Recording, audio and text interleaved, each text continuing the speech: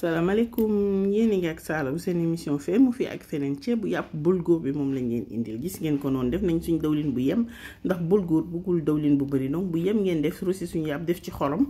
dem ñëw daal di jël kaani xeeñ laurier soble poivron vert jaune rouge daal di koy sànni ci suñu rosi mënut a ñàkk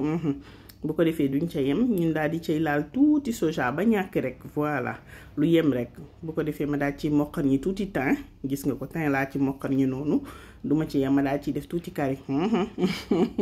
kari ceebu yàpp yàgg naa leen ko wax lu ne la bu ko defee gis nga ko noonu ma daal jël sama nokkos bu fatt taraj daal di ko ciy def mënta ñàkk daal di jëngal gis nga ko bàyyi nokkos beeg élément yëpp dugganteeg ndawal bi nga bàyyi ko muy rissolé gis nga commencé di doore léeg-léeg nga jékki-jékki jël ndox laal ko ci mu yëkkati sucre yi nekk ci suuf voilà gis nga ko noonu bu ñu demee ba am doorul bi ñu bëgg nag ma daal di ñulug ndànk voilà bu ma ñulugee damay tëj bàyyi sama ndawal ñor ma ñëw togg sauce bi poivron vert jaune rouge ak soble ma daal ciy def tuuti xorom nokkos gis nga ko noonu laal naa ci ñeex bi ma tibb ci louche tamit def ko ca boobu filmé wu ma ko da ngay distraite lay lekk daal di yëngal gis nga ko noonu mu commencé sauce bi commencé tikk ma def ci sama olive oignon blanc ak cornichon du ma ca yem ma daal ci laal tuuti moutarde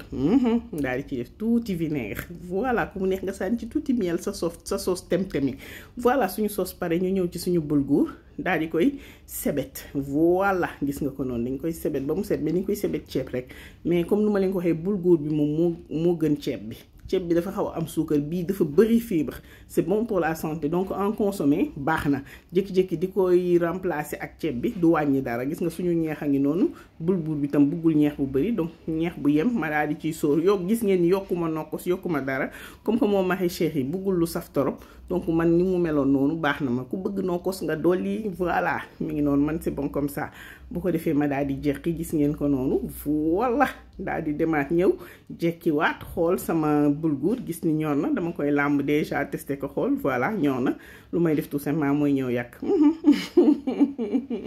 mënta ñàkk gis nga ko nii suñu ceebu yàpp bulgur pare na mais neex bay bëgg dee nga lekk ci ba suur tu le digères vite ba après c'est plein de fibres et c'est bon pour la santé voilà lii lañ leen indil yéen ñi ko laajte woon yépp ci commentaire yi j'espère que kontaan ngeen voilà ma di leen ñaan comme d'habitude nag ngeen di jàpp ci vidéo yi di koy aimer di koy partager ñi nga xam abonné guñu ñu jàpp ci abonné pour plus de visibilité s'il vous plaît merci beaucoup Aïcha mi ngi noonu mes amours lii lañ leen indiloon j'espère que neex na leen Aïcha je vous fais de gros bisous